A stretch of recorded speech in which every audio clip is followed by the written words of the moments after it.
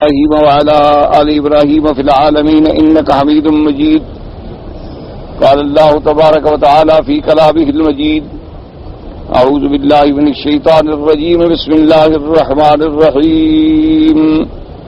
كان الناس أمة واحدة فبعث الله النبيين مبشرين ومنذرين وأنزل معهم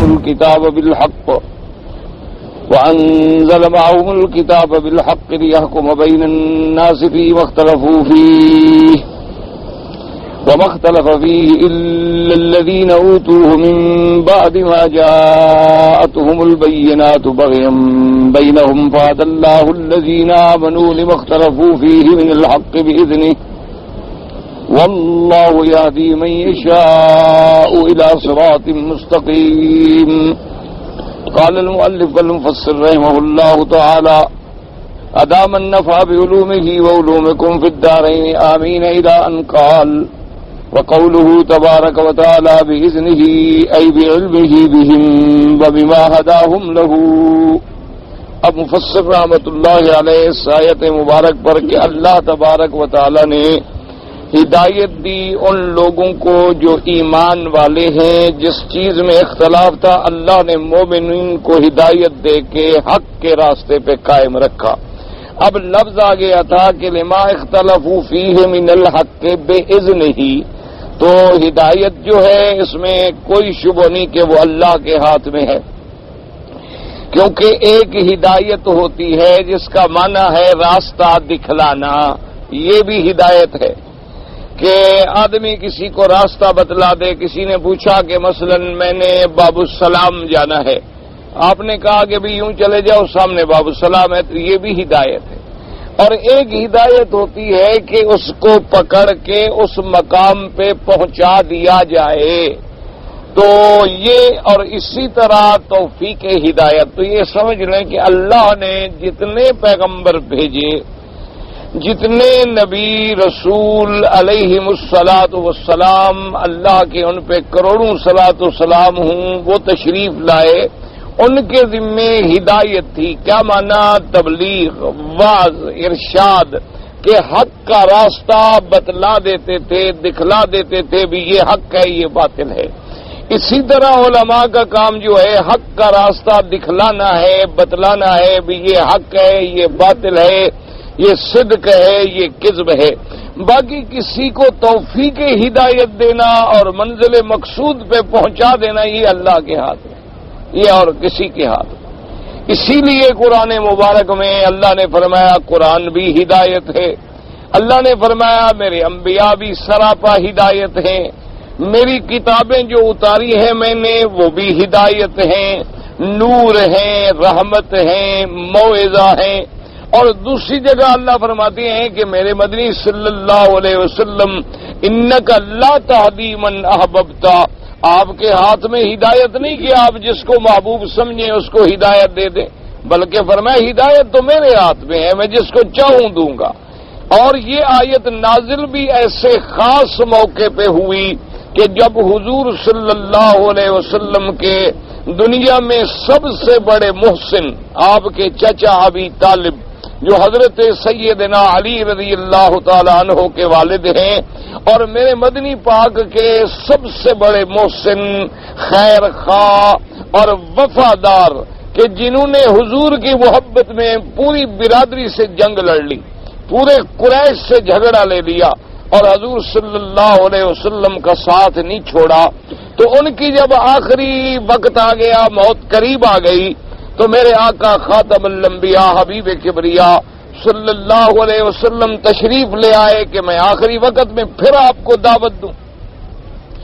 اس وقت عالم یہ تھا کہ اس ابی جہل اور بڑے بڑے سردار جو تھے، بڑے بڑے روسائے قریش جو تھے، وہ بھی ابی طالب کے گھر میں موجود تھے، اور حضور پاک صلی اللہ علیہ وسلم بھی تشریف لائے. تو ابی جہل نے یہ کوشش کی کہ چارپائی کے قریب کوئی جگہ نہ چھوڑی جائے جہاں حضور صلی اللہ علیہ وسلم بیٹھ جائیں. اس نے اشارہ کیا ابھی سب پھیل کے بیٹھ جاؤ تاکہ حضور کو ابی طالب کے قریب بیٹھنے کا موقع نہ ملے. تو حضور صلی اللہ علیہ وسلم جب سامنے آئے اور ابی طالب نے دیکھا تو انہوں نے اشارہ کیا کہ آپ میرے سرانے کی طرف بیٹھیں. تو حضور صلی اللہ علیہ وسلم بیٹھ گئے اور آپ نے فرمایا کہ یا ام کل کلمۃ احاج بہا عند اللہ، کہ اے میرے چچا ایک دفعہ کلمہ پڑھ لو تاکہ میں اللہ کے آگے تمہاری بخشش کے لیے کہہ سکوں۔ تم جب تک کلمہ نہیں پڑھو گے تو میں اللہ کے آگے درخواست بھی نہیں دے سکتا شفاعت کی۔ کل کلمۃ، ایک دفعہ پڑھ لو لا الہ الا اللہ محمد الرسول اللہ۔ تو اس کے بعد ابی طالب نے کہا کہ میرے نبی، میرے بھتیجا، میں جانتا ہوں آپ سچے ہیں، آپ اللہ کے رسول ہیں، اور میں چاہتا بھی ہوں کہ آپ کی آنکھوں کو ٹھنڈا کر دوں اور کلمہ پڑھ لوں، لیکن پھر یہ برادری مجھے تانا دے گی کہ موت کے وقت ڈر گیا اور باپ دادے کے دین کو چھوڑ دیا، تو اس لیے میں ملت ابی جو ہے میرے باپ دادے کا جو طریقہ ہے اس کو میں نہیں چھوڑ سکتا۔ تو حضور صلی اللہ علیہ وسلم قام حزیناً، حضور پاک بڑے غمگین ہو گئے اور آپ مجلس سے باہر تشریف لے آئے اور حضور پہ غم کے بہار ٹوٹ پڑے کہ میرا اتنا محسن چچا ہے، لیکن میں جب کلمہ نہیں پڑھتا تو میں اس کا کوئی نفع نہیں، شفاعت ہی نہیں کر سکتا۔ تو آپ بڑے مغموم آ رہے تھے تو اللہ نے قرآن کی آیت اتار دی کہ انک لا تہدی من احببت، کہ میرے مدنی آپ کیوں غمگین ہوتے ہیں؟ ہدایت کوئی آپ کے ہاتھ میں تو نہیں ہے کہ جس کو آپ محبوب سمجھیں اس کو ہدایت دے دیں۔ انک لا تہدی من احببت ولکن اللہ یہدی من یشاء، ہدایت دینا اللہ کا کام ہے، اللہ جس کو چاہتے ہیں ہدایت دیتے ہیں۔ تو اس لیے آپ اس میں غم نہ کریں، حالانکہ غم ایک فطری بات تھی، آخر وہ حضور کے محسن تھے، حضور کے چچا تھے، رشتہ داری تھی، اتنا تعلق تھا، اتنا تقرب تھا، لیکن اس کے باوجود بھی انہیں ہدایت نہ ملی۔ اسی طرح آپ دیکھیں عتبہ، عتیبہ، شیبہ، ربیعہ اور ولید بن المغیرہ، بڑے بڑے جو حضور کے قریبی لوگ ہیں، کسی کو بھی ہدایت نہیں ملی، سب کفر پہ فوت ہو گئے۔ اور اسی طرح آپ دیکھیں کہ حضرت سیدنا خالد، حضرت خالد جو سیف الرحمان ہیں، جو بطل الاسلام ہیں، وہ اسلام لائے اور اسلام کے اتنے بڑے سپاہ سالار ہیں کہ تاریخ اسلام میں ان کے مقابل پہ کوئی آدمی پیدا نہیں ہوا، لیکن ان کا باپ کفر پہ مر گیا، ولید کفر پہ مر گیا اور خالد اسلام لے آئے، ابی جہل کفر پہ مر گیا اور حضرت اکرمہ اسلام لے آئے رضی اللہ تعالی عنہ۔ اسی طریقے سے آپ دیکھیں بڑے بڑے حضور کے داماد، حضور کے چچے کے رشتہ داری، لیکن ہدایت نہ ملی، اور حضرت بلال حبش سے آ گئے، حضرت صہیب روم سے آ گئے، اور بڑے بڑے لوگ فارس سے آ گئے۔ تو اصل وجہ کیا تھی کہ ہدایت اللہ کے ہاتھ میں۔ اب ایک بات ہمیشہ یاد رکھیں کہ بعض مستشرقین، یہود، نصارہ اور آج کل کے جو جدید تعلیم یافتہ لوگ ہیں، وہ لوگوں کے دماغ میں ایک شبہ ڈالتے ہیں کہ جی آخر کیا وجہ ہے کہ اللہ نے اس کو تو ہدایت دے دی اور اس کو نہیں دی۔ ایک شبہ ڈال دیتے ہیں کہ بھئی ٹھیک ہے، ہدایت اگر آپ کے عقیدے کے مطابق اللہ کے ہاتھ میں ہے، تو اب یہ عجیب بات ہے کہ ایک آدمی نے حضور پاک سے رشتہ داری بھی نبھائی، وفاداری بھی کی، خدمت بھی کی، حضور صلی اللہ علیہ وسلم کے ساتھ شیب ابی طالب میں 3 سال تک قید کی زندگی کاٹی، کہ جب کفار مکہ نے بائیکاٹ کیا حضور صلی اللہ علیہ وسلم سے، تو ابی طالب حضور کے ساتھ چلے گئے۔ انہوں نے کہا ٹھیک ہے، میں بھی پھر محمد عربی صلی اللہ علیہ وسلم کو نہیں چھوڑ سکتا، اور محبت کا یہ عالم تھا کہ دسترخوان بچھ جاتا، ساری اولاد آ جاتی، لیکن حضور پاک نہ آتے تو کھانا نہیں کھاتا۔ اتنی پیار کرنے والا، اتنی خدمت کرنے والا، جان دینے والا، اور حضور صلی اللہ علیہ وسلم کے لیے پورے سرداروں سے ٹکرا جانے والا انسان، اس کو تو ہدایت نہ ملے اور ایک غلام کو ہدایت مل جائے، اور بلال رضی اللہ تعالیٰ عنہ کو ہدایت مل جائے، بی بی سمیہ کو ہدایت مل جائے، امیہ ابن خلف کو نہ ملے، بڑے بڑے جو سردار ہیں، بڑے بڑے پڑھے لکھے لوگ ہیں، ان کو نہ ملی، تو وہ دماغوں میں ڈالتے ہیں، وہ کہتے ہیں دیکھو جی پھر تو نعوذ باللہ اللہ کا انصاف نہ ہوا۔ پھر آپ کے خدا نے انصاف تو نہ کیا کہ ایک آدمی نے جس نے کبھی کوئی خدمت ہی نہیں کی، حضور پاک کو زیارت ہی نہیں کی، آیا اور کلمہ پڑھ لیا، اور ایک آدمی جس نے ساری زندگی اپنی نچھاور کر دی اور اس سے ہدایت نہ ملی۔ تو ایک یاد رکھیں، اس کا ایک جواب جو ہے علماء اسلام کے نزدیک سب سے پہلا تو یہ ہے کہ بھئی یہ معاملے اللہ کے ہیں اور ہم بندے ہیں، ہم انسان ہیں، ہم مخلوق ہیں، اور ہمیں یہ کوئی حق نہیں پہنچ سکتا کہ ہم اللہ تبارک و تعالیٰ کے کسی مسئلے پہ اعتراض کریں۔ اور قرآن نے بھی ہمیں کہہ دیا ہے کہ لا یسأل عما یفعل وہم یسألون۔ اللہ نے فرمایا جو میں کروں مجھ سے تو کوئی پوچھنے والا نہیں، تم سے ہم پوچھیں گے، تم تو پوچھے جاؤ گے، لیکن ہم سے کون پوچھ سکتا ہے؟ ہماری مرضی، ہم بادشاہ ہیں، جس کو چاہے نواز دیں اور جس کو چاہے محروم کر دیں۔ تو ایک یاد رکھیں، ایک جواب تو یہ ہے کہ بھئی اللہ کے معاملے میں مخلوق کو اعتراض کا حق بھی نہیں ہے۔ اچھا، اور ایک جواب خود سیدنا علی رضی اللہ تعالیٰ عنہ نے دیا۔ حضرت علی رضی اللہ تعالیٰ عنہ سے ایک یہودی نے پوچھا کہ اس نے کہا جی یہ عجیب بات ہے کہ اس کو تو ہدایت مل جائے اور اس کو ہدایت نہ ملے، اس کو اللہ جنت بھیج دیں، اس کو جہنم بھیج دیں، یہ عجیب بات ہے، ہمیں سمجھ نہیں آتی۔ تو سیدنا علی رضی اللہ تعالیٰ عنہ نے فرمایا کہ مجھے یہ پتا ہو کہ اللہ نے جو کچھ کیا ہے، اس کو جنت دی، اس کو جہنم دی، یہ سب کچھ اس نے اپنے ملک میں کیا ہے یا تمہارے ملک میں کیا ہے؟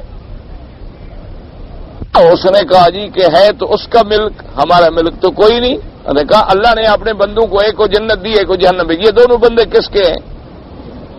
تو ملک کس کا ہے؟ ملک کس کا ہے؟ مخلوق کس کی ہے؟ تو نے کہا ظلم تو تب ہوتا جب اللہ تیرے ملک میں تصرف کرتے۔ دیکھو نا، اب مثلا ایک معمولی سی بات ہے کہ یہ اینک جو ہے ایک عارضی ملک ہے، میری ہے، میں اگر ان کو دے دوں یا ان کو دے دوں، کوئی کسی کو اعتراض کا کیا حق ہے؟ میں نے تو اپنے ملک میں تصرف کیا ہے۔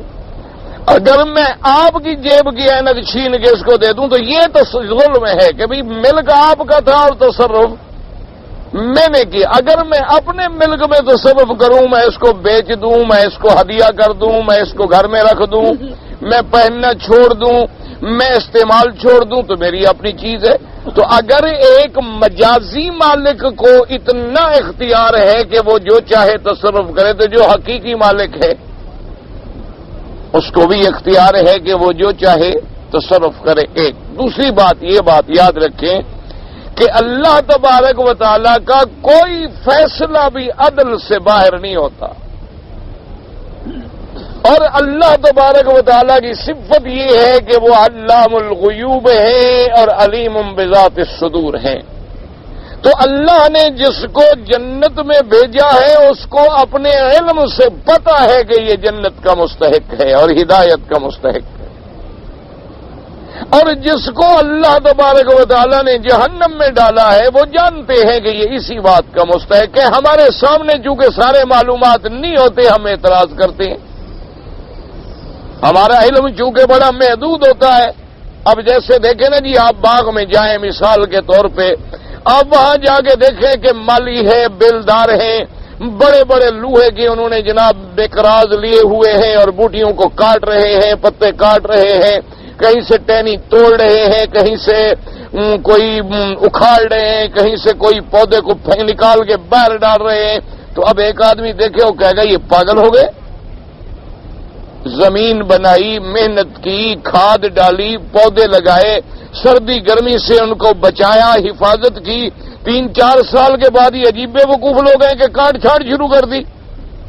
تو نہ جاننے والا اعتراض کرے گا، لیکن جو جاننے والا ہے وہ کہے گا بھئی نہیں وہ مالی ہے یار، یہ تمہارا کام تھوڑا ہے۔ اس کو پتا ہے کہ اگر میں نے یہ ٹہنی نہ کاٹی تو اس کا حسن سارا بگڑ جائے گا، اگر میں نے یہ پھل نہ کاٹا تو آئندہ جو پھل لگے گا یہ برباد ہو جائے گا پودا۔ وہ جو کچھ کر رہا ہے اس کو پتا ہے، تم بلا وجہ اعتراض کر رہے ہو۔ وہ تو سب کو اپنے ایک حسن میں لا رہا ہے، یہ کاٹنا، تراشنا، پتا کاٹ ڈالنا، کسی کا تو اب دیکھیں نا نئے نئے آم نکلتے ہیں، دوسرے سال ان کو سمر لگ جاتا ہے، مالی کاٹ دیتا ہے، اس کو پتا ہے میں نے رہنے دیا تو یہ تو پورا پودا ہی ٹوٹ جائے گا، پھر اگلے سال کیا لگے گا، وہ توڑ دیتا ہے کہ بھی یہ ذرا برداشت کرنے کے قابل ہو جائے پودا تو پھر میں اس کو سمر کے لیے چھوڑوں گا۔ لیکن جس کو علم نہ ہو وہ اعتراض کرے گا۔ تو اس لیے ہمیں چونکہ علم نہیں ہوتا ہم اعتراض کرتے ہیں کہ یہ کیسے ہو گیا، یہ کیوں مر گیا، معصوم بچہ ہے دیکھو جی تڑپ رہا ہے، اس نے کوئی گناہ بھی نہیں کیا ہے۔ اور یہ دیکھو جناب بوڑھا آدمی ساری زندگی عبادت میں گزر گئی اور آخری عمر میں دیکھو بیچارہ بیمار پڑا ہوا ہے، کوئی پوچھنے والا نہیں۔ ہم اعتراض کرتے ہیں چونکہ ہمارا علم نہیں ہوتا، اللہ کے علم میں ہوتا ہے کہ اس کو تکلیف جو میں نے دی ہے تو کیوں دی ہے، اس کی وجہ کیا ہے، پس منظر کیا ہے، اس کے منافع کیا ہے۔ اللہ کوئی فیصلہ بندوں کے نقصان میں نہیں کرتے، ان کی بہتری کے لیے کرتے ہیں، اور ہم جو ہے خود نقصان اختیار کرتے ہیں اپنے ہاتھوں سے۔ اس لیے قرآن نے وضاحت کر دی کہ وَمَا ظَلَمْنَاهُمْ وَلَٰكِن كَانُوا أَنفُسَهُمْ يَظْلِمُونَ۔ اللہ نے فرمایا میں کبھی کسی پہ ظلم نہیں کرتا، وہ اپنی جانوں پہ خود ظلم کرتی ہے۔ فرمایا وَمَا رَبُّكَ بِظَلَّامٍ لِّلْعَبِيدِ، اور فرمایا إِنَّ اللَّهَ لَا يَظْلِمُ مِثْقَالَ ذَرَّةٍ، اللہ پاک ذرے کے برابر بھی کسی پہ ظلم نہیں کرتے، وہ ظلم سے پاک، ان کا ہر فیصلہ عدل پہ ہوتا ہے، لہذا کسی کو بھی۔ تو اب یہاں بھی اللہ نے کیا فرمایا کہ فَهَدَى اللَّهُ الَّذِينَ آمَنُوا لِمَا اخْتَلَفُوا فِيهِ مِنَ الْحَقِّ بِإِذْنِهِ، اللہ نے فرمایا ہم نے ہدایت دی ایمان والوں کو جس میں وہ لوگ جھگڑ رہے تھے، اور اذن کا معنی علماء نے فرمایا بِعِلْمِهِ، ہدایت دی میرے علم میں ہے کہ یہ ہدایت کے مستحق ہیں۔ اللہ تبارک و تعالی جانتے ہیں کہ کون ہدایت کا مستحق ہے اور کون غوایت کا مستحق ہے اور کون گمراہی کا مستحق ہے۔ ہم چونکہ نہیں جانتے ہیں تو اس لیے ہم ذرا ٹپک پڑتے ہیں۔ دیکھا نہیں کہا حضرت موسیٰ علیہ السلام نے جب حضرت خضر نے کشتی توڑ دی تو موسیٰ علیہ السلام بول پڑے، کہنے لگے عجیب بات ہے کہ ان لوگوں نے ہمیں کشتی پہ بٹھایا، بغیر کرائے کے ہمیں دریا پار کیا، اور آپ نے انعام یہی دیا ہے کہ بجائے کرایہ دینے کی ان کی کشتی توڑ ڈالی۔ عجیب بات ہے، کیا کر رہے ہیں آپ؟ تو انہوں نے کہا کہ حضرت موسیٰ علیہ السلام آپ چپ رہیں، آپ ٹھیک ہے رسول ہیں، نبی ہیں، اللہ نے آپ کو شریعت کا علم دیا ہے، آپ ظاہری باتوں پہ عمل کرتے ہیں، جو تکوینیات کے علوم ہیں آپ کو ان کا پتہ نہیں ہے۔ اب جب بات کھولی تو موسیٰ علیہ السلام کو سمجھے اما السفینۃ فکانت لمساکین یعملون فی البحر فاردت ان اعیبها وکان وراءهم ملک یأخذ کل سفینۃ غصبا۔ اب جب حقیقت کھولی فرمایا موسیٰ علیہ السلام آپ کیا کہہ رہے ہیں، یہ کشتی جو ہے یہ غریب لوگ ہیں، ان کی روزگار اسی کشتی سے ہے اور کوئی ذریعہ معاش نہیں ہے، اور بادشاہ بگار میں کشتیاں پکڑ رہا ہے، تو اب بادشاہ کے کرندے آئیں گے سب کشتیاں پکڑ کے لے جائیں گے، اس کو ٹوٹا ہوا دیکھیں گے تو چھوڑ جائیں گے کہ بھئی یہ تو بیکار ہے، چھوڑو یار یہ تو پرانی ٹوٹی ہوئی، اس کو ہم کیا کریں گے۔ تو ان غریبوں کی کشتی بچانے کے لیے میں نے توڑی تھی، ایک پھٹا توڑ دیا، وہ لگا لیں گے، بعد میں اپنا کام کرتے رہیں گے، اور آپ کو چونکہ اس حقیقت کا پتہ نہیں تھا آپ اعتراض کر بیٹھے۔ تو اس لیے ہر بات میں اللہ تبارک و تعالیٰ کی ایک حکمتیں ہیں۔ اللہ کے فیصلوں پہ اعتراض وہی کرتا ہے جو اللہ کے علوم قرآن سے جاہل ہے، اور جس کو اللہ نے علم دیا ہے وہ کہتے ہیں آمنا باللہ، اللہ تیرے ہر حکم پہ ہمارا ایمان، کہ اللہ جو تو فرماتا ہے تیرا ہر فیصلہ برحق ہے، ہمیں کوئی اعتراض نہیں ہے، سمعنا و اطعنا، ہم نے تیرا ہر حکم سنا اور مانا ہے، اور تجھ سے ہم بخشش کے طلبگار ہیں۔ تو اس لیے یہاں بھی فرمایا کہ بِإِذْنِ معنی بِعِلْمِ ہی، کہ اللہ نے جس کو ہدایت دی اپنے علم کے ساتھ دی ہے، یہ نہیں کہ اس کو اتفاقیہ مل جائے، کہ جیسے یہ ہوتا ہے نا کہ کبھی کبھی آپ نشانہ باز نہیں ہوتے، لیکن کبھی مارے تو پتھر نشانے پہ لگ جاتا ہے، تو اس کو نشانے باز نہیں کہا جاتا۔ تو اللہ کا فیصلہ یہ نہیں ہوتا کہ نعوذ باللہ کبھی اتفاق سے ایسا ہو گیا، بلکہ علم کامل اور علم محیط کا مالک جو ہے صرف اللہ ہے، باقی سب کا علم ناقص ہے۔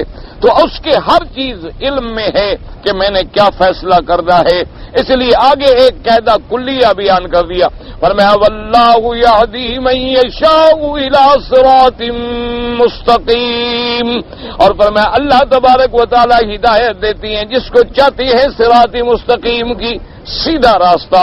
صراط کا معنی طریق، راستہ، مستقیم کا معنی ایسا راستہ جس میں کوئی ٹیڑھا پن نہ ہو، کوئی کجی نہ ہو۔ آپ دیکھیں نا جی ایک راستہ تو ہوتا ہے لیکن راستہ ٹیڑھا ہے، راستہ تو ہوتا ہے لیکن راستے میں بڑے کھڈے اور گہرے گہرے غار ہیں. راستہ تو ہے لیکن کبھی دائیں کبھی بائیں کبھی الجھ جاتا ہے. ایک بالکل عین صراط مستقیم. تو اسلام جو ہے یہ صراط مستقیم ہے. اور صراط مستقیم سے کیوں تشبیہ دی کہ جیسے آپ ایک سڑک پکڑیں تو سیدھے مدینہ منورہ پہنچ جائیں, ایک سڑک پکڑیں تو سیدھے کعبے میں پہنچ جائیں. اگر آپ دین اسلام کی سڑک پہ چل پڑے تو سیدھے جنت میں پہنچ جائیں گے. اس لیے اس کو ہمیشہ تسبیح دی جاتی ہے صراط سے. اہدنا الصراط المستقیم صراط الذین انعمت علیہم غیر المغضوب علیہم ولا الضالین. اس لیے یہاں بھی فرمایا فہدی اللہ الذین آمنوا لما اختلفوا فیہ من الحق بإذنہ.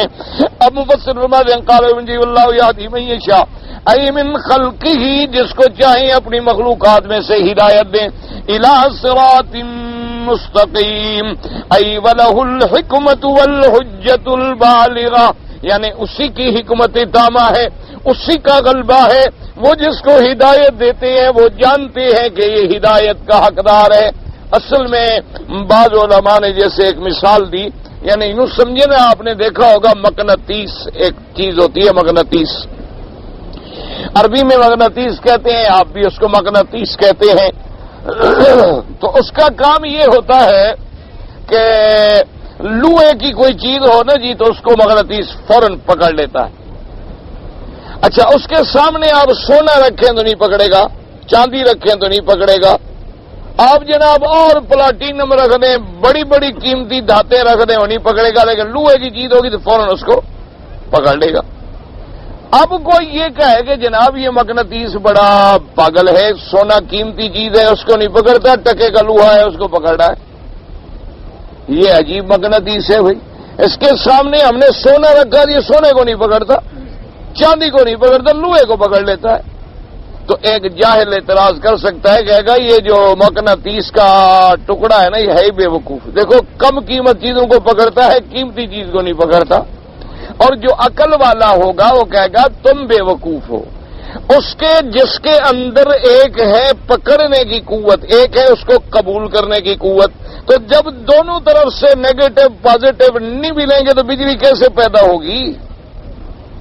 تو تجاذب ان کے اندر اس کشش کو قبول کرنے کی بھی تو صلاحیت ہو نا. وہ لوہے میں ہے, سونے میں نہیں ہے, بڑا قیمتی ہو لیکن اس کے اندر وہ صلاحیت نہیں ہے, تو لہذا اس کو مقناطیس بھی نہیں پکڑتا اور چھوڑ دیتا ہے. یا دوسری مثال یہ ہے کہ آپ جناب زمزم کے عین نل کے نیچے کھڑے ہو جائیں اور گلاس کو الٹا کر دیں تو کتنی پانی آ جائے گا اس میں, اور اگر سیدھا کر دیں تو 1 سیکنڈ بھی نہیں لگے گا. تو اللہ فرماتے ہیں میں بھی جس کو ہدایت چاہتا ہوں دیتا ہوں, جو ہدایت لینے نہیں چاہتا مجھے کیا ضرورت ہے کہ میں اس کو ہدایت دوں. وہ بھی تو ہدایت لینے والا بنے, مانگنے والا بنے, میرے راستے پہ آئے, مجھ سے طلب کرے, پھر ہی میں ہدایت دوں گا. وہ تو لینا ہی نہیں چاہتا. وہ تو کہتے ہیں میرے باپ دادے کا دین جو ہے بڑا ٹھیک ٹھاک ہے, میں اپنے باپ دادے کے طریقے پر ہوں, تو میں تو بادشاہوں کا بادشاہ ہوں, پھر مجھے کیا ضرورت ہے کہ میں اس کو زبردستی ہدایت دے دوں. تو اس لیے سوال یہ ہے کہ اگر ایک مریض علاج کرانا ہی نہ چاہے تو ڈاکٹر کا کیا گناہ ہے؟ ڈاکٹر صاحب تو پھر یہی کہیں گے کہ بھئی آپ کا مریض تعاون نہیں کرتا, آپ اس کو لے جائیں. ہم کہتے ہیں لسی مت پیو, یہ 2 گلن پی جاتا ہے. ہم کہتے ہیں جناب میٹھا نہیں کھانا ہے تو یہ اللہ کا فضل ہے. میرا اپنے ایک دوست ہے شوگر کا مریض ہے, اللہ ہر مریض کو, ہر بیمار کو شفا دے. اچھا میں لڑ کے تنگ آ جاتا ہوں. مقصد ہے جہاں کوئی ایسا ہوگا, کوئی پارٹی, کوئی یہ وہ, تو جناب وہ بڑے آرام سے میٹھا بھی کھا لیں گے اور ماشاءاللہ جلیبیاں, مٹھائی, اور پھر کہا کہ مجھے شوگر ہے جی, میں میٹھا نہیں کھاتا, میری چائے میں چینی مت ڈالنا. او بھائی ابھی تم آدھا کلو تو ہمارے سامنے جلیبی کھا گئے ہو اور 1 چمچی چینی مت ڈالو, کوئی عقل کی بات کرو. کیا کہہ رہے؟ نہیں مجھے شوگر ہے جی, چینی مت ڈالو, میں میٹھا جی استعمال نہیں کرتا. تو اب ایک آدمی اگر بچنا نہیں چاہتا تو اس کا آپ کیا کریں گے؟ اس لیے ہمیشہ یاد رکھیں, ایک دفعہ سیدہ عائشہ صدیقہ رضی اللہ تعالی عنہا نے سوال کیا حضور پاک سے, سرکار دو عالم صلی اللہ علیہ وسلم سے کہ یا رسول اللہ فلاں آدمی جو گزرا ہے نا زمانے کفر میں, بڑا سخی تھا، کتنی سینکڑوں آدمیوں کو روز کا کھانا کھلاتا تھا، اونٹ ذبح کرتا تھا، اور راستے میں رات کو آگ جلا دیتا تھا کہ بھی لوگ دور سے روشنی دیکھیں تو مہمان مسافر پہنچ جائیں۔ اگلے زمانے میں عربوں کے اندر ایک مثال تھی، لوگ کہتے تھے کثیر الرماد، کہ فلاں آدمی کے گھر کے باہر راکھ کے ڈھیر لگے ہوئے ہیں۔ کیا مانا؟ بڑا سخی ہے، کیوں؟ دیگیں پکیں گی تو راکھ نکلے گی نا، جہاں آگ ہی نہ جلے تو راکھ کیا نکلے گی؟ اسی طرح جیسے آپ نے دیکھا نا بنو کلاب، وہ نسبت ہو گئی بڑے کتے رکھنے والے، کیا مانا؟ بڑا مال تھا ان کے پاس، ہزاروں جانور تھے، تو اب ان کی نگرانی کون کر سکتا ہے؟ ان کو رکھنے پڑتے تھے پھر کلاب۔ اس وجہ سے وہ آپ نے بی بی صاحبہ نے کہا حضور اس نے بڑے غلام خرید کر کے آزاد کرائے، بڑی خیراتیں کی، بڑی سخاوت کی، اس کو قیامت میں کوئی فائدہ ہوگا؟ حضور نے فرمایا چونکہ وہ شرک پہ مر گیا اس کو کوئی فائدہ نہیں ہوگا۔ تو اس نے کہا حضور اس نے کام تو بڑے اچھے کیے، آپ نے فرمایا کام اچھے کیے لیکن اس نے آخرت کو مانگا ہی نہیں، تو اللہ کیوں دے دے؟ اس نے تو مانگا دنیا، تو اللہ نے دنیا دے دی۔ دنیا میں بچے اللہ کافروں کو بھی دیتا ہے، عقل دیتا ہے، صحت دیتا ہے، عافیت دیتا ہے، دولت دیتا ہے، گھر دیتا ہے، تو ان کو دنیا میں تو ہر چیز مل رہی ہے۔ آخرت پر نہ ایمان ہے نہ مانگا ہے، جب وہ مانگا نہیں تو خدا ان کو ویسے دے دے گا۔ انہوں نے کہا تو ایمان ہی نہیں آخرت پر، وہ تو آخرت پر یقین ہی نہیں رکھتے۔ تو اس لیے ہمیشہ یاد رکھیں کہ اللہ تبارک و تعالی نے جس کو بھی ہدایت دی ہے وَلَهُ الْحِكْمَةُ، اس کا ہدایت دینا جو ہے اس میں حکمت، یہ اس کی شان ہے۔ وہ نوازنے پہ آ جاتے ہیں تو فرعون کی بیوی کو اتنا بڑا مرتبہ دے دیا کہ وہ قیامت میں زوجہ بنے گی محمد الرسول اللہ صلی اللہ، یعنی فرعون کی بیوی، اتنا بڑا ظالم، اتنا بڑا بد کردار، اتنا بڑا جبار، متکبر، خدائی کا دعوے دار، اور جو 70,000 بنو اسرائیل کے بچوں کا قاتل ہے، لیکن اس کی بیوی آسیہ کیا ہے؟ مومنہ ہے، مسلمان ہے، ایمان والی ہے، اور جناب اتنی بڑی سزا دی فرعون نے کہ ہاتھوں میں میخیں لگوا دیں، پاؤں میں میخیں گڑوا دیں، اور کہا کہ خبردار اگر تم نے کلمہ توحید پڑھا یا موسیٰ علیہ السلام پہ تم ایمان لے آئیں۔ لیکن بی بی وہاں بھی کہتے رب ابن لی عندک بیتا فی الجنہ ونجنی من فرعون وعملہ ونجنی من القوم الظالمین، کہ اے پروردگار عالم مجھے جنت میں اپنا گھر قریب گھر عطا فرما۔ اور کیسا گھر قریب ملا کہ سب سے اونچا گھر میرے محمد مصطفیٰ کا ہوگا، سب سے اونچا درجہ میرے مدنی محمد مصطفیٰ کا ہوگا، اور پھر وہ قیامت میں بیوی بنے گی محمد عربی کی صلی اللہ علیہ وسلم۔ جب بیوی بنے گی تو حضور کے ساتھ حضور کے گھر میں جائے گی، اس سے بڑا شان کیا ہو سکتا ہے؟ اور حضور نے خود فرمایا بی بی خدیجۃ الکبریٰ سے رضی اللہ تعالی عنہ سے، آپ نے فرمایا کہ بی بی خدیجہ پتہ ہے جنت میں مجھے اللہ پاک دنیا کی عورتوں میں سے بھی مزید 2 بیویاں عطا فرمائیں گے۔ تو بی بی نے کہا کہ اچھا حضور پھر آپ کو مبارک ہو، جب اللہ آپ کا نکاح کرنا چاہے تو ہم کیسے روک سکتے ہیں؟ پھر ہماری کیا طاقت ہے روکنے کی؟ تو بی بی صاحبہ نے پھر آپ کو مبارکباد پیش کی حضور صلی اللہ علیہ وسلم۔ تو اس لیے اب دیکھیں کہ کوئی کہے جی فرعون کی بیوی مسلمان، اور نوح علیہ السلام نبی کی بیوی کافر، لوط علیہ السلام نبی کی بیوی کافر، تو یہ اللہ کی مرضی ہے۔ اسی لیے علماء نے لکھا ہے نا کہ آپ دیکھیں کہ ایک موسیٰ علیہ السلام یعنی رسول ہیں، اور ایک سامری ہے، اس کا نام بھی موسیٰ تھا، سامری جو ہے اس کا نام بھی موسیٰ تھا۔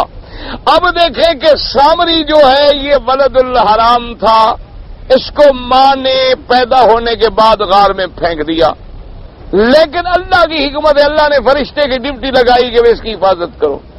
فرشتہ حفاظت کرتا رہا، فرشتہ انگلیوں پہ لا لا کے اس کو شہد چٹواتا رہا، کھلاتا رہا، تربیت کرتا رہا۔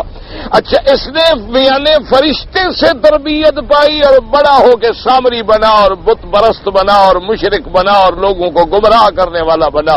اور موسیٰ علیہ السلام کہاں بچپن گزرا؟ فرعون کے گھر میں وہ نبی بنا۔ تو یہ سارا نظام میرے اللہ کا ہے۔ اللہ تبارک و تعالی چاہتے ہیں تو علماء کے گھر میں اللہ معاف کرے جاہل پیدا ہو جاتے ہیں، اور اللہ چاہتے ہیں تو جاہلوں کے گھر میں علماء پیدا ہو جاتے ہیں۔ ایسے ایسے لوگ دیکھے ہیں جن کے والدین نے کبھی الف بے بھی نہیں پڑھی، لیکن بیٹے عالم، شیخ الحدیث، مفسر، محدث، اور ایسے لوگ بھی گزرے ہیں کہ والدین کافر ہیں اور بیٹے مفسر قرآن ہیں۔ ایسے لوگ بھی گزرے ہیں کہ والدین علماء ہیں، اولادیں جاہل ہیں، باغی ہیں۔ اللہ تبارک و تعالی معاف فرما دے۔ اس لیے یہ ہدایت اللہ کے ہاتھ میں ہے، اور وہ ایسا کیوں کرتے ہیں؟ وَلَهُ الْحِکْمَةُ، اس کے پاس حکمت ہے اور ہم اس حکمت کو پہنچ نہیں سکتے۔ وَالْحُجَّةُ الْبَالِغَةُ وَفِي صحیح البخاری ومسلم عن عائشہ رضی اللہ تعالی عنہا ان رسول اللہ صلی اللہ علیہ وسلم كان اذا قام من الليل يصلي يقول اللهم رب جبرائيل وميكائيل وإسرافيل فاطر السماوات والأرض عالم الغيب والشهادة أنت تحكم بين عبادك فيما كانوا فيه يختلفون اهدني لما اختلف فيه من الحق بإذنك إنك تهدي من تشاء إلى صراط مستقيم وفي الدعاء المأثور اللهم أرنا الحق حقا وارزقنا اتباعه وارنا الباطل باطلا وارزقنا اجتنابه ولا تجعله ملتبسا علينا فنضل۔ اللہ کی رحمت کے بغیر ملتی بھی نہیں، اور سب سے افضل وقت ہوتا ہے رات کا آخری حصہ، آخری حصے میں، اور حقیقت یہ ہے اگر آپ کوشش کریں تو کوئی مشکل بھی نہیں ہے۔ دیکھیں نا جی، مثلا 5:35 پر تقریباً آج صبح کی اذان ہوتی ہے۔ اچھا، آخر آپ 10 اگر صبح کی نماز آپ پڑھتے ہیں تو 10-15 منٹ تو پہلے اٹھیں گے نا، وضو کریں گے، تیاری کریں گے۔ اس کے بجائے اگر آپ 5 بجے اٹھ جائیں تو 15 منٹ کی قربانی دینی پڑے گی نا، زیادہ تو نہیں ہے نا۔ وضو کریں، 2 رکعت ہی پڑھ لیں، کوئی ضروری نہیں کہ 8 رکعت پڑھیں، 2 رکعت پڑھ لیں، 4 پڑھ لیں، 6 پڑھ لیں، 8 پڑھ لیں، جتنی اللہ توفیق دے پڑھ لیں۔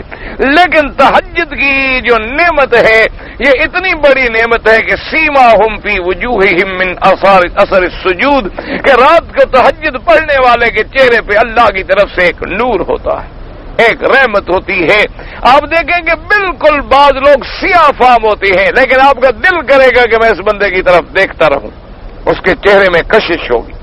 اور بعض خوبصورت ترین لوگ ہوتے ہیں لیکن چہرے پہ لعنت برس رہی ہوتی ہے۔ تو اس لیے وجہ کا یہ نماز ایسی ہے کہ جس کے لیے اللہ نے اپنے مدنی پاک کو سب سے پہلا حکم دیا کہ یا ایھا المزمل قم اللیل، اٹھو میرے مدنی، جاگو، رات کو عبادت کرو۔ تو اس لیے رات کی عبادت جو اچھا، اور اس میں ریا نہیں ہوتا، شہرت نہیں ہوتی، کوئی جانتا نہیں آپ تہجد پڑھتے ہیں نہیں پڑھتے، کسی نے دیکھا نہیں، لہذا آپ کا اور اللہ کے درمیان معاملہ ہے۔ حتیٰ کہ شریعت میں اتنا حکم ہے کہ اگر کوئی مہمان ہے آپ بڑے آرام سے نکلیں تاکہ ان کو خود نہ جگائیں، پریشان نہ کریں۔ اور میرے پاک نبی نے فرمایا سب سے بہتر بیوی وہ ہے کہ جو خاوند کو نماز کے لیے جگائے، اور سب سے بہتر شوہر وہ ہے جو اپنی بیوی کو نماز کے لیے جگائے۔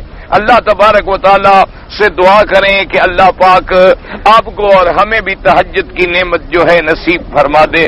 وہ ایک مثل مشہور ہے نا کہ ایک بادشاہ گزرے ہیں آپ کے ہند میں، تو انہوں نے حضرت اپنے سکتی رحمت اللہ علیہ، حضرت نظام الدین اولیاء رحمت اللہ علیہ کو لکھا کہ میں چاہتا ہوں کہ اپنے ملک میں سے خصوصی طور پر بعض فلاں علاقے کی جو جاگیریں ہیں اور جو ہزاروں ایکڑ پہ مشتمل تھیں وہ آپ کے لنگر کے لیے میں وقف کر دوں، یا آپ کچھ حصہ مقرر فرما دیں، مثلا جتنا کہیں میں وہ آپ کو دے دوں۔ انہوں نے بعد میں بادشاہ کو خط لکھا کہ اللہ نے جب ہمیں رات کی شاہی دی ہے، نوازا ہے، ہمیں تمہاری کسی دولت کی ضرورت نہیں، کہ جب ہمیں رات کو اٹھنا نصیب ہو جاتا ہے اور اپنے رب سے مانگنا نصیب ہو جاتا ہے تو پھر اس کے خزانے میں کوئی کمی ہے کہ اس کو چھوڑ کے میں تو اس سے مانگوں؟ کوئی عقل کی بات کرو۔ یہ تو ہمارا یقین نہیں، ہم اللہ سے مانگتے بھی ہیں اور دل میں بھی ہوتا ہے پتہ نہیں یار ملتا ہے نہیں ملتا، چلو بھی ٹھیک ہے مانگ لو یار، مانگ تو لو، اچھا آ جو گئے ہیں عمرے پہ مانگ تو لو، لیکن مولانا آدمی عمرے پہ ہے تو اس کو کچھ ملا ہے، اس کو کچھ نہیں ملا، جیسی ہے تو اسی طرح چلو گیا۔ تو جب ہمارا یہ عالم ہو متذبذب ہونے کا کہتے ہیں جی زمزم پی رہے ہیں شفا نہیں ہوتی، گولیاں 18 ساتھ کھا رہے ہیں، زمزم بھی پی رہے ہیں، تو نہ گولیوں پر ایمان نہ زمزم پر ایمان، منافق کو کیسے شفا ملے؟ یہ تو تب ملے گی نا جب ہمارا یقین کامل ہوگا، تب فیصلے ہوں گے۔ اور بڑے لوگ ہیں جنہوں نے ساری زندگی ماں سوائے زمزم کے کوئی چیز استعمال ہی نہیں کی، اللہ نے ساری مشکلات ان کی زمزم سے حل کر دی۔ یہ تو اپنے اپنے ایمان کی بات ہے۔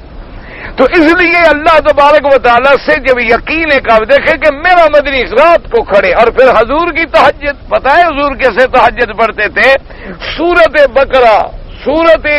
بقرہ کے بعد آل عمران کے بعد سورت نساء، سورت مائدہ، سورت انعام، یعنی 8 پارے بھی میرے پاک نبی نے ایک رکعت میں پڑھے ہیں۔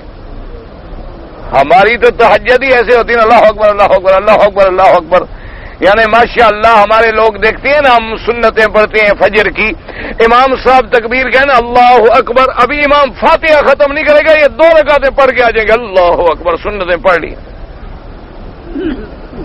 یہ دھیلے کا فائدہ نہیں، بالکل نماز نہیں ہوتی، ایک بات یاد رکھ، اس سے بہتر ہے کہ آپ نہ پڑھیں، اپنا وقت کیوں ضائع کرتے ہیں؟ حضور پاک نے فرمایا کہ جو آدمی نماز ایسے پڑھے جیسے مرغا دانے چگتا ہے، اللہ اکبر اللہ اکبر اللہ اکبر اللہ اکبر، ایکسپریس ٹرین نکل پڑی ہے، بس اس کا کوئی آگے سٹاپ ہی نہیں ہے، فرمایا یہ تو نماز نہیں ہوتی۔ آخر خود اندازہ کرو بھی، امام نے ابھی 1 رکعت نہیں پڑھی، ابھی فاتحہ نہیں ختم کی، اس نے ولضالین آمین ابھی نہیں کہا، اور تم نے 2 رکعتیں بھی پڑھ لی، تو کوئی عقل کریں، آخر یہ کوئی نماز ہے؟ اچھا بھی روز کہتے ہیں جی کیسے پڑھیں؟ بھی 5 نمازیں جو امام کے پیچھے پڑھتے ہو، وہ کتنی دیر سجدہ کرتا ہے، کتنی دیر سیدھا ہو کے بیٹھتا ہے، کتنی دیر رکوع میں لگاتا ہے، کتنی دیر سیدھا ہو کے کھڑتا ہے، تمہیں 5 دفعہ تو دن میں وہ سکھا رہا ہے، پھر بھی نہ سیکھو تو آدمی کیا کرے؟ ہر 5 نمازیں الحمدللہ تم امام کے پیچھے پڑھ رہے ہو، تو آخر ہمیں بھی سیکھنا چاہیے کہ ہم نے رکوع کیسے کرنا ہے، سجدہ کیسے کرنا ہے، کتنی دیر لگانی ہے، اور اس میں تسبیحات جو ہم نے پڑھنی ہے، تو کوئی بات سمجھ تو آئے، سبحان ربی الاعلی جو ہم کہہ رہے ہیں، پتہ تو لگے کہ کہہ کیا رہے ہیں، سبحان ربی العظیم، پتہ تو لگے کہ ہم کیا کہہ رہے ہیں، التحیات للہ والصلوات والطیبات کیا کہہ رہے ہیں، پتہ تو لگے ہمارے منہ میں لفظ کیا نکل رہا ہے، نہیں سبحان اللہ السلام علیکم، یہ پتہ نہیں کون سی نماز ہے۔ بھی میں تو جب خاص طور پہ اپنے ملک کے بھائیوں کی نماز دیکھتا ہوں، واللہ آپ یقین کریں عرب ہنستے ہیں، وہ کہتے ہیں کہ اتنا عرصہ ہو گیا تمہارے ملک میں ابھی نماز بھی نہیں گئی۔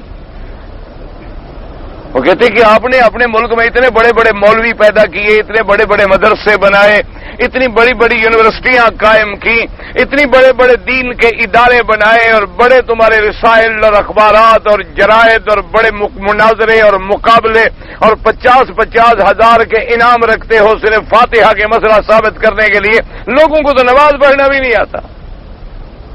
نے سکھلایا کیا ہے آخر لوگوں؟ اور یعنی یقین فرمائیں، اللہ پاک رحمت کرے، ناراض نہ ہوں، آپ میرے بھائی ہیں، میں آپ کے جوتے کے برابر بھی نہیں ہوں، آپ مجھ سے سب جو کھڑے ہیں زیادہ بہتر ہیں، میں سب سے زیادہ گندا ہوں، لیکن ایمان سے کہیں کہ 70 سال کے بوڑھے سے کہو کہ دعائے قنوت سنائے، اس کو نہیں آتی۔ اس سے کہو کہ نماز جنازہ سنا دو، اس کو نہیں آتی۔ اگر کسی کو آتی بھی ہے تو طوطے کی طرح یاد ہے، اللہ مغفر حینا میتنا شاہدنا غائبنا، پتہ کوئی نہیں کہ کیا معنی حینا، کیا معنی میتنا، کیا معنی شاہدنا، کیا معنی غائبنا۔ اس کو آج تک پتہ نہیں لگا کہ بچہ ہو تو ضمیر مفرد مذکر کیا ہوتا ہے، ضمیر مؤنث کیا ہوتا ہے، لڑکی ہو تو ہم ضمیر کون سا استعمال کریں گے، لڑکا ہو تو کون سا استعمال کریں گے، ان کو کوئی پتہ نہیں۔ اچھا کسی کو دعائے قنوت آتی بھی ہے، اس کو کوئی پتہ نہیں کہ مانا کیا ہے، نخلا ہوا نترکو میں یفجر، کوئی مانے کا سوال پیدا نہیں ہوتا آ جائے۔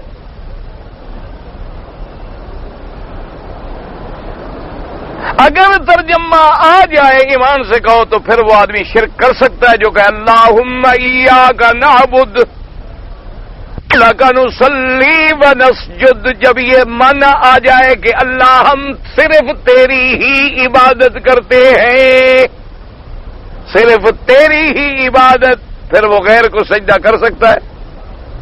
ایاک نعبد و ایاک نستعین اگر ترجمہ آ جائے تو غیروں کی قبروں پہ جا کے سجدے کر سکتا ہے، غیروں سے جا کے بچے مانگ سکتا ہے، غیروں کے آگے جا کے ہاتھ باندھ کے کھڑا ہو سکتا ہے، غیروں کو اپنا نفع نقصان کا مالک سمجھ سکتا ہے۔ سوال پیدا نہیں ہوتا، وجہ کیا ہے کہ آتا نہیں ہے، کھڑا ہے طوطے کی طرح، طوطا جیسے کہتا ہے مٹھو مٹھو، پتہ نہیں مٹھو کیا ہوتا ہے، الو ہوتا ہے مٹھو، بندہ ہوتا ہے پرندہ ہوتا ہے، اس لیے پتا۔ آج تک یعنی آپ یقین کریں، ایمانداری کی باتیں لوگ کہتے ہیں نا جی کہ ہمارے ملک میں لڑائیاں ہیں، جھگڑے ہیں، قتل ہے، فرقہ واریت ہے، اور جناب مذہبی منافرت ہے، دہشت گردی ہے، فلان ہے، یہ ہے، اور ہم کیا کریں؟ تم 1 کروڑ فورس بنا لو، امن نہیں ہو سکتا۔ میں اللہ کے کعبے میں آپ کو کہتا ہوں، اگر آپ کی کوئی بات مانتا ہو، ہم مولویوں کی تو کوئی بات نہیں مانتا، کہ صرف اپنے ملک میں نماز قائم کر دو، اگر 1 مہینے میں امن نہ ہو جائے مجھے سزا دے دو جو دینا چاہتے ہیں۔ لکھ کے دینا چاہتا ہوں، کورٹ میں مجھ سے آپ اسٹام لکھوا لیں، 1 مہینہ صرف یعنی مشرق سے مغرب تک قوم فیصلہ کر لے کہ ہم نے نماز سیکھنی ہے، نماز پڑھنی ہے، نماز کے وقت ہر چیز بند کر دینی ہے، خدا کے دروازے پہ سجدے میں گر جانا ہے۔ جس دن تم نماز میں گر گئے اللہ کی رحمتیں آ جائیں گی، اللہ کے فرشتے پہرا دیں گے، کوئی دشمن جرأت نہیں کر سکتا تیرے ملک پہ نظر ڈال۔ لیکن حالت یہ ہے کہ سینما پہ ٹکٹ بلیک میں بکتا ہے اور محمد کی مسجدیں ویران ہیں۔ VCR پہ 5 روپے کی ٹکٹ دے کے لوگ بیٹھتے ہیں، کرسیاں نہیں ملتی ہیں، اور جمعہ کے دن مسجدوں میں 2 صفیں ہوتی ہیں۔ آپ سفر کریں، سڑکوں پہ جائیں، ایمانداری کی بات ہے، آپ کو 1000 مسجد ملے گی لیکن آباد 100 ہوگی۔ کہیں پانی نہیں ہے، کہیں وضو کی جگہ کا انتظام نہیں ہے، کہیں مصلی نہیں ہے، اور کہیں پرچھا پڑا ہے۔ معلوم ہوتا ہے کہ جس غریب نے مسجد بنائی تھی اسی نے ڈالا تھا، وہ مر گیا، پھر کسی نے وہ نہیں بدلا۔ اتنا گھاس کھڑا ہے مسجدوں میں۔ خدا کے گھر برباد ہیں، مساجد ویران ہیں۔ اللہ تبارک و تعالیٰ کے مساجد میں اذان دینے والا کوئی نہیں، یا اگر کوئی بستی کی مسجد بہت بڑی آباد بھی ہے، ایک جاہل مؤذن ہے، جاہل امام ہے، جس کو نہ خود اذان نہیں آتی، خود نماز نہیں آتی، خود قرآن نہیں آتا، وہ کھڑا ہے الحمدللہ رب العالمین، یہ قرآن پڑھ رہا۔ انا للہ و انا الیہ راجعون۔ دعا کرو اللہ ہمارے حال پہ رحم کر دے۔ یہ میں نے نسخہ نہیں بتلایا، یہ نسخہ کس نے بتلایا ہے؟ سرکار دو عالم نے۔ میرے مدنی نے فرمایا ما نزل بلاء الا بذنب وما رفعت الا بتوبۃ، فرمایا کوئی مصیبت نازل نہیں ہوتی جب تک کہ تم گناہ نہیں کرتے، اور وہ مصیبت کبھی نہیں ٹلتی جب تک تم اللہ کے دروازے پہ گر نہیں جاتے ہو، وہ کبھی نہیں ٹل سکتی۔ کبھی امن نہیں مل سکتا، کبھی سکون نہیں مل سکتا۔ آپ لاکھ لارڈ نکالے کے قانون آزما لیں، آپ لاکھ فورسز بنا لیں، آپ لاکھ پارلیمان میں فیصلے کر لیں، کچھ نہیں ہوگا جب تک تم محمد مدنی کے دروازے پہ نہیں آؤ۔ نجات نہیں مل سکتی۔ اسلام کے نام لینے کے بعد اگر اسلام کی بنیادوں پہ تم خود کلہڑے چلا دو تو پھر اللہ تمہاری حفاظت کرے گا؟ سوال پیدا نہیں ہوتا۔ پھر یہ ہوگا کہ کبھی تم رولنگ سٹون بن جاؤ گے، لوگوں کی ٹھوکروں میں آ جاؤ گے، اور پھر تم کافروں کے سامنے بھی آنکھ اٹھا کے بات نہیں کر سکو گے، اور تمہارے پاس طاقت کب آئے گی؟ جب میرا مولا راضی ہوگا۔ اور اللہ نے فرمایا کہ وَمَن نَّصْرُ إِلَّا مِنْ عِندِ اللَّهِ، مدد میرے ہاتھ میں ہے اور کوئی تمہاری مدد نہیں کر سکتا۔ نصرت دینے والا میں ہوں اور کوئی نہیں ہے۔ اب دیکھیں کہ میرے مدنی رات کو کھڑے ہیں تہجد میں، اور اس کے بعد دعا کیا مانگ رہے ہیں؟ اللہم رب جبرائیل و میکائیل و اسرافیل، اے رب جبرائیل، اے رب میکائیل، اے رب اسرافیل، فاطر السماوات والارض عالم الغیب والشہادہ، آسمانوں کے پیدا کرنے والے، زمینوں کے پیدا کرنے والے، ظاہر اور چھپی چیزوں کے جاننے والے، انت تحکم بین عبادک فیما کانوا فیہ یختلفون، تو ہی فیصلہ کرنے والا ہے اپنے بندوں کے درمیان میں جب وہ اختلاف کرتی ہیں، اور میرا اللہ مجھے ہدایت دے جس میں لوگ اختلاف کریں، مجھے حق پہ اپنے علم سے اپنے حکم سے ہدایت عطا فرما، انک تہدی، تو ہدایت دینے والا ہے جس کو چاہے صراط مستقیم کی۔ اور اسی طرح میرے مدنی یہ دعا فرماتی اللہم ارنا الحق حقا وارزقنا اتباعہ، اللہ ہمیں حق کو حق سمجھنے کی بھی توفیق عطا فرما، یہ نہیں کہ ہم حق سنتے رہیں لیکن حق کو سمجھ نہ سکے، حق کو حق نہ جان سکے۔ وَأَرِنَا الْبَاطِلَ بَاطِلًا، اللہ باطل کو ہماری نظروں میں بھی باطل بنا، کہیں باطل کو ہم حق نہ سمجھ بیٹھے، کہیں حق کو ہم باطل نہ سمجھ بیٹھے، اور ہمیں باطل سے بچاؤ۔ اور وَلَا تَجْعَلْهُ مُلْتَبِسًا عَلَيْنَا فَنَضِلَّ، اللہ حق اور باطل ہمارے اوپر گڈمڈ نہ ہو جائے کہ ہم گمراہ ہو جائیں، کہ حق اور باطل مل جائے، پتہ نہیں یہ حق ہے پتہ نہیں یہ حق ہے جیسے ہے۔ اور اس کے بعد میرے مدنی پاک نے دعا کی، فرمایا وَجْعَلْنَا لِلْمُتَّقِينَ إِمَامًا، اور میرا اللہ ہمیں اپنی ذات سے ڈرنے والوں کی امامت نصیب فرما، ہمیں ان کا امام بنا جو تجھ سے ڈرنے والے ہیں۔ اور آج حالت کیا ہے، نہ امام ڈرنے والا ہے نہ مقتدی ڈرنے والے ہیں، سیدھی سی بات ہے، ناراض نہ ہوں، آج کل ہمارے امام جو ہیں وہ بھی کرائے کے اور مقتدی جو ہیں وہ بھی دکھلاوے کے، دونوں طرف سے اللہ تبارک و تعالی رحمت کرے، حال جو ہے ختم ہے۔ تو اس لیے بہرحال اللہ سے دعا کریں، وہ رحمت رحیم ہے، ان کی رحمت جوش میں آ جائے تو پھر ہمیں بھی بچا لے، ورنہ ہم اب بالکل آخری حدوں پہ ہیں۔ نماز کے لیے ہم انشاءاللہ کہے یا نہ کہے کیا مطلب، یعنی پڑھیں گے، چلو اچھی بات ہے، شکر ہے۔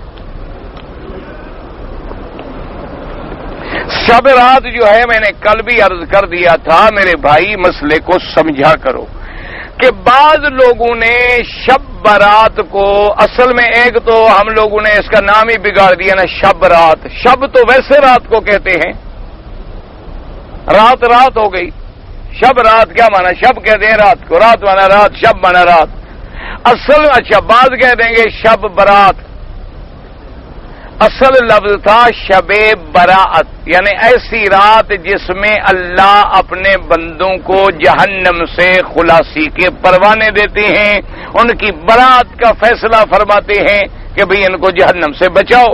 تو اب براعت کو بگاڑتے ہم نے شب برات بنا دیا، شب برات کو بگاڑتے شب رات بنا دی۔ پہلے تو ہم نے اس کا نام بگاڑا ہے۔ دوسری بات یاد رکھو کہ جو یہ عقیدہ ہے کہ اس رات میں رزق بڑھتا ہے کم ہوتا ہے، تقدیر کے فیصلے ہوتے ہیں، یہ کسی قرآن کی آیت یا صحیح حدیث میں ثابت نہیں ہے، مسئلے کو سمجھو۔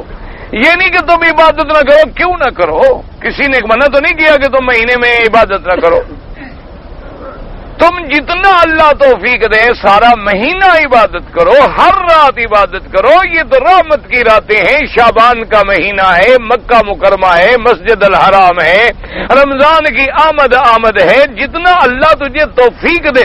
یہ جو ہے نا کہ ہم جو اپنی طرف سے ایک عقیدہ بنا لیتے ہیں کہ آج رات عمرہ کرنا ہے، چاہے جان بھی نکل جائے، مر بھی جائے، نماز نہیں پڑھیں گے، عمرہ ضرور کریں۔ جو گاڑیاں لگی ہوتی ہیں ماشاءاللہ جیسے حج آ گیا ہو، اور فجر کی نماز سب بسوں میں بیٹھے ہوئے تھے، واپس جا رہے تھے، بھائی نماز جب دعا کرو جی، دعا کرو جی، تو کوئی فائدہ نہیں۔ ایک نماز چھوڑنے والا امام احمد ابن حنبل رحمۃ اللہ علیہ کے نزدیک کافر ہو جاتا ہے، ایک نماز چھوڑنے والا۔ اچھا رات کو ہم ساری رات طواف کرتے رہے، صبح نماز چھوڑ دی تو کافر بن کے فائدہ کیا ہوا رات جاگنے کا؟ اس سے 1000 درجہ بہتر ہے کہ آپ عشاء کی نماز جماعت سے پڑھیں، فجر کی نماز جماعت سے پڑھیں، وہ زیادہ ثواب۔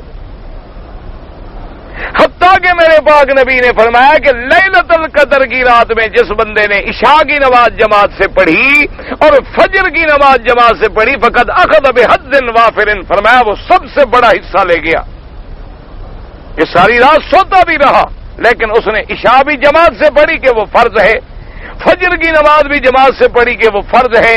یہ نہیں کہ نفلی عبادت کے لیے آدمی زور لگائے اور فرض کو چھوڑ دے. یہی ہماری بدقسمتی ہے کہ ہم مسجد کو سلام کرتے ہیں, اذان ہو رہی ہو تو کہتے بات مت کرو بھائی, اذان ہو رہی ہے, اذان ہو رہی ہے کہتے چپ کھڑے ہو جاؤ, لیکن جب اذان ہو جاتی ہے گھر چلے جاتے ہیں, نماز نہیں پڑھتے. یہ کون سا پتہ نہیں دین ہے, کیا طریقہ ہے لوگوں نے بنا رکھا ہے. بات سمجھیں, بعض ضعیف حدیثوں میں اس رات کے بارے میں فضیلت کا ذکر آیا ہے. بعض بڑے بڑے علماء نے بھی اس کے بارے میں اپنی کتابوں میں لکھا ہے کہ یہ بڑی برکت والی رات ہے, لیکن کسی صحیح حدیث پاک سے اس کے بارے میں کچھ ثابت نہیں. ایک بات کو سمجھا کریں, اللہ تبارک و تعالی رحمت کرے. نہ ہی قرآن مقدس کی کسی آیت مبارک سے اس رات کے بارے میں کوئی اشارہ ملتا ہے. باقی عبادت آپ کریں, عبادت ساری زندگی کریں, سارا مہینہ کریں, کس نے منع کیا ہے؟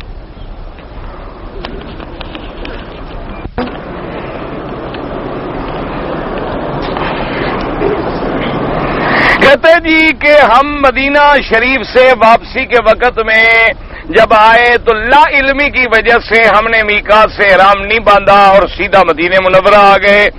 تو حضور کی شریعت کو 1400 سال گزر گئے, آپ کو علم کب آئے گا؟ کتنا عرصہ مزید درکار ہے علم حاصل کرنے کے لیے؟ کوئی 1000 سال اور چاہیے نہ. ہمیں کب علم آئے گا؟ کھانے کا ہمیں علم ہے, روٹی کا ہمیں علم ہے, اینک کا ہمیں علم ہے کہ فلاں کمپنی کی اچھی ہوتی ہے, گھڑی کا بھی ہمیں علم ہے, سوٹ پہننے کا بھی ہمیں علم ہے, اور ہر چیز کا علم ہے. ایک علم نہیں تو دین محمد مصطفیٰ کا علم نہیں. یہ اتنا لاوارث یتیم دین ہے کہ اس کے بارے میں آپ سیکھنا نہیں چاہتے. آپ یورپ جائیں, کسی ملک میں جائیں, سب سے پہلے ایمبیسی سے جا کے آپ ان کے گائیڈ بک لیتے ہیں کہ جی بک لیٹ دیں ہمیں, جی نقشہ کیا ہے, وہاں کون کون سی چیزیں دیکھنے والی ہیں, ہوٹلوں کے ریٹ کیا ہیں, کرنسی کا ریٹ کیا ہے. ایک دین نبی ایسا ہے کہ مکے مدینے آئے تو چلو جی ٹھیک ہے, جیسے لوگ کریں گے ہم بھی کر دیں گے, نہیں کریں گے تو ہم بھی نہیں کریں گے. یہ تو کوئی مخول ہو گیا اللہ کے دین کے ساتھ. آپ جناب عمرہ بھی قضا کریں, ایک بکری دم بھی ادا کریں تاکہ آئندہ انشاءاللہ کبھی غلطی نہیں کریں گے. اسی لیے اسلام نے جرمانے رکھے ہیں تاکہ آپ کو ہدایت ملے. بھئی مدینہ گئے تم زیارت کے لیے ہو, واپس بھی تم اسی لیے آ رہے ہو, کاروبار تو تمہارا ہے نہیں اور کوئی تمہاری وجہ بھی نہیں سفر کی. تو جس مقصد کے لیے تم نہ آئے ہو اسی مقصد کو تو تم نے چھوڑ دیا, اور تم نے اتنا بڑا عمرہ چھوڑ دیا میقات کا, جہاں سے احرام باندھ کے میرا مدنی محمد مصطفیٰ آئے تھے. اتنی بڑی سعادت تم نے چھوڑ دی. اگر جاتے ہوئے مسئلہ پوچھ لیتے یا مدینہ منورہ سے نکلنے سے پہلے کسی کو پکڑ کے پوچھ لیتے کہ بھی ہم مکہ شریف جا رہے ہیں, ہمیں بتاؤ ہم نے کیا کرنا ہے, کہاں سے احرام باندھنا ہے, کہاں میقات ہے, تو کوئی غلطی بھی نہ ہوتی. لیکن ہم تو سمجھتے ہیں کہ بس ٹھیک ہے, نماز بھی ہم ایسے پڑھتے ہیں, اللہ اکبر.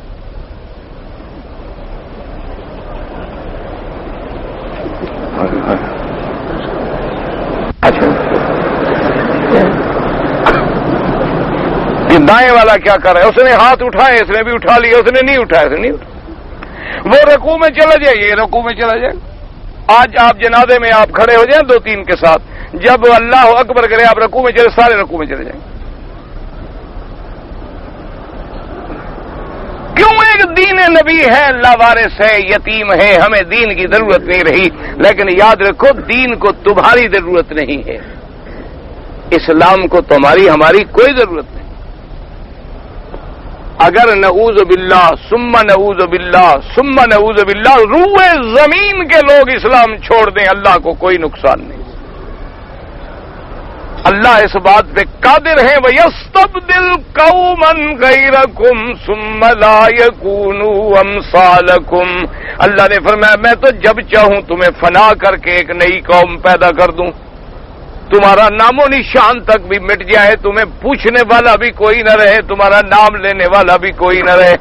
یہ تو میرا کرم ہے کہ میں تمہیں تباہ نہیں کرتا, یہ تو اللہ کا کرم ہے کہ اللہ ہمیں ہلاک نہیں کرتے ہیں. دین سیکھو خدا کے لیے, نماز سیکھو, روزہ سیکھو کہ اب رمضان شریف آ رہا ہے, روزہ کیسے رکھنا ہے, سیام کیا ہے, صلاۃ کیا ہے, عمرہ کیا ہے, حج کیا ہے, اور کرنے سے پہلے سیکھو 2 منٹ کی بات ہے، غسل کرنا ہے، 2 چادریں باندھنی ہیں، 2 رکعت پڑھنی ہے، لبیک اللہم لبیک، احرام ہو گیا، مکے میں آئے، طواف کیا، صفا مروہ دوڑے، بالوں پہ اس طرح پھرایا، احرام کھل گیا، اتنی تو بات ہے، کون سا مشکل مسئلہ کیا ہے اس میں؟ اور اللہ نے دین کتنی آسان بنایا ہے کہ طواف کرنا ہے، اللہ نے فرمایا کوئی وظیفہ نہیں، حجر اسود سے شروع کر اللہ اکبر، اور جو مرضی آئے پڑھتا رہے، کچھ نہ آئے چپ کر کے چکر لگا لے، قبول میں کر لوں۔ لیکن ہم سیکھیں نہ تو کیا کریں بھائی؟ روزے کی حالت میں مسواک کر سکتے ہیں، بالکل کر سکتے ہیں، تیل لگا سکتے ہیں، لگا سکتے ہیں، قبر پر جا کر قرآن پڑھنا جائز ہے، کوئی منع نہیں، لیکن ہمارے ہاں جو رواج ہے نا جی کہ بڑا آدمی مر جائے تو ماشاءاللہ حافظ 8-10 آ جاتے ہیں، غریب مر جائے کون آتے کوئی؟ کبھی غریب کی قبر پر تم نے دیکھا ہے حافظ قاری پڑھتا ہوا؟ اور بڑا آدمی کوئی مر جائے سبحان بلاؤ جی حافظوں کو، آج جی ہم نے 50 ختم کیے، 5 لاکھ ختم کرو، جس نے خود قرآن کبھی نہیں پڑھا کیا فائدہ ہوگا اس کو؟ اور جس شریف آدمی نے زندگی میں کبھی قرآن کھول کے نہیں پڑھا اس کے لیے آپ بخش رہے ہیں۔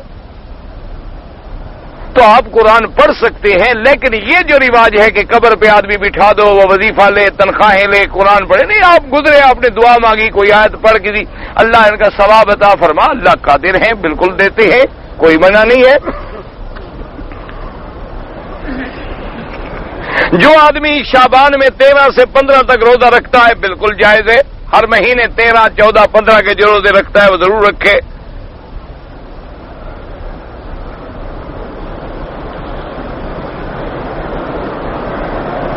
اگر والدہ اپنے دودھ پیتے بچے کو چھوڑ گئی، دوسرے آدمی سے شادی کر لی، باپ نے بچے کی تربیت نہیں کی، بچہ جوان ہو کے باپ کی خدمت کرے، اچھی بات ہے، باپ پھر بھی نہیں مانتا، کوئی بات نہیں، تم خدمت کرتے رہو، اللہ تمہیں بدلہ دیں گے، تم اپنے باپ کی عزت کرتے رہو، اگر باپ نہیں کرتا، نہیں مانتا، نہ مانے، اللہ تو بدلہ دے گا نا آپ کو۔ میرے ساتھی کراچی سے اپنی بیوی کے ساتھ آئے، بیوی نے تو احرام باندھ لیا لیکن خاوند نے احرام نہیں باندھا، اس لیے کہ وہ مکہ میں رہتے تھے۔ اچھا، مکے کے رہنے والے کو اور گناہ کرنا چاہیے؟ یہ کون سا مسئلہ ہے کہ جو مکے میں رہتا اس کو چھٹی ہو جاتی ہے احرام باندھنے سے؟ اللہ کے بندے، تم میقات کے باہر سے آ رہے ہو، چاہے مکے میں رہتے ہو چاہے کہیں رہتے ہو، تم کو بھی احرام باندھنا تھا۔ اب مہربانی فرما کے جی اچھا جی مکہ میں مقیم، جدہ ایئرپورٹ سے مکہ آئے تو سار کا وقت ہو گیا، گھر جا کر دونوں سار کیے، بعد میں عمرہ کریں گے، دونوں آرام کیے، آرام کرنے کے بعد دونوں نے ہم بستری بھی کر لی، ماشاءاللہ کام ٹھیک ٹھاک ہو گیا جی اللہ کی رحمت سے۔ بیوی کا عمرہ تم نے وہی کرا دیا، اپنا تم نے باندھا نہیں، اسی لیے نہیں باندھا ہوگا۔ بیٹھ جائے آرام سے حضرات، ابشر ابشر، کھڑے نہ ہوں حضرات، بیٹھ جائیں آرام سے، بیٹھ کر بھائی بیٹھ جائیں، مقصد یہ ہے کہ جو بیٹھ جایا کریں تاکہ کھڑے نہ ہوں، وہ کہتے ہیں۔ اچھا جی اب جناب یہ ہے، بہرحال اب تم دونوں عمرہ بھی قضا کرو، سمجھ آ گئی، اور دم بھی ادا کرو، دونوں عمرہ بھی قضا کرو اور دم بھی ادا کرو۔ اچھا جی جنگ خیبر میں یہ تاریخ خیبر پڑھ لیں، آپ کو مل جائیں گے۔ نفلی روزے کے دوران کوئی شخص بھول کر زمزم پی گیا تو روزہ نہیں ٹوٹتا۔ قرآن شریف کی تلاوت کے دوران وقف منزل، وقف جبریل، یہ قرآن کی اصطلاح ہے کہ ان آیات پہ حضور نے وقف کیا، ان آیات پہ وقف نہیں کیا، یہ قاری سمجھتے ہیں، قاری سے پوچھ لیا کریں۔ اچھا جی میری نانا انتقال کے وقت، میری خالہ زندہ تھی، والدہ ماموں خالہ کا انتقال ہو گیا، جائیداد سے دینا چاہتی ہے، یہ مسئلہ وراثت ہے، ایک کاغذ پہ لکھیں کہ فلاں فوت ہو گیا، اتنے وارث چھوڑ گیا، اس کے مطابق پھر میں آپ کو جواب سمجھا سکوں گا۔ فرض نماز کی آخری رکعت کے بعد میں تشہد درود ایک دعا پڑھنے کے بعد وقت ہوا، امام نے بھی سلام نہیں پھیرا تو اور دعائیں بھی آپ پڑھ سکتے ہیں۔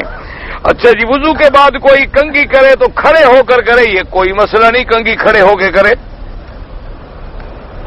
حضور کے روضہ مبارک پہ درود الصلاۃ والسلام علیک یا رسول اللہ کہاں سے ثابت ہے؟ حضرت عبداللہ ابن عمر جب بھی آتے حدیث میں موجود ہے کہ سلام پڑھتے الصلاۃ والسلام علیک یا رسول اللہ، الصلاۃ والسلام علیک یا حبیب اللہ، السلام علیک یا ابی بکر، السلام علیک یا عمر، تو یہ احادیث میں ثابت ہے اور اسی طرح صحابہ پڑھتے تھے۔ غیبت کرنے سے روزہ ٹوٹ جاتا ہے، روزہ تو بڑا پکا ہے نہیں ٹوٹتا، لیکن ثواب سے محروم ہو جاتا ہے آدمی۔ غیبت کرنے سے بچیں، بہت بڑا گناہ ہے۔ دوران نماز سجدے میں جاتے وقت پہلے گھٹنے ٹکائیں، ٹھیک ہے، کوئی بات نہیں، صحیح بات ہے۔ حج کے دوران عرفات میں کندھا ننگا کریں نہ کریں، صرف طواف میں کندھا ننگا ہوتا ہے۔ جاندار کے تصویر بنی ہوئی ہو کپڑے پر نماز پڑھیں، بالکل نہ پڑھیں۔ اگر کسی نامحرم عورت کو ہاتھ لگائیں تو ہمارا وضو ٹوٹ جائے گا، کیوں لگاؤ بھائی؟ پہلے یہ بتاؤ کہ ہاتھ کیوں لگاؤ؟ اگر اتفاق سے لگ جائے تو امام ابو حنیفہ رحمۃ اللہ علیہ کے نزدیک نہیں ٹوٹتا، امام شافعی رحمۃ اللہ علیہ کے نزدیک ہاتھ لگانے سے وضو ٹوٹ جاتا ہے۔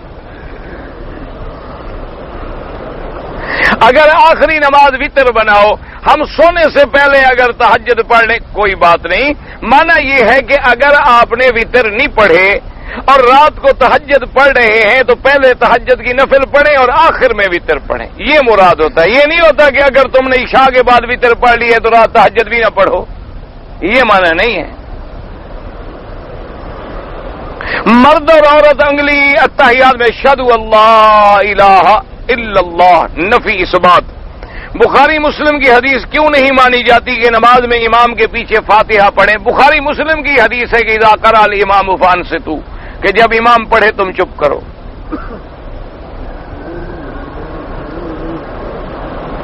ہم تو مانتے ہیں، ہم تو ساری حدیثیں مانتے ہیں الحمدللہ۔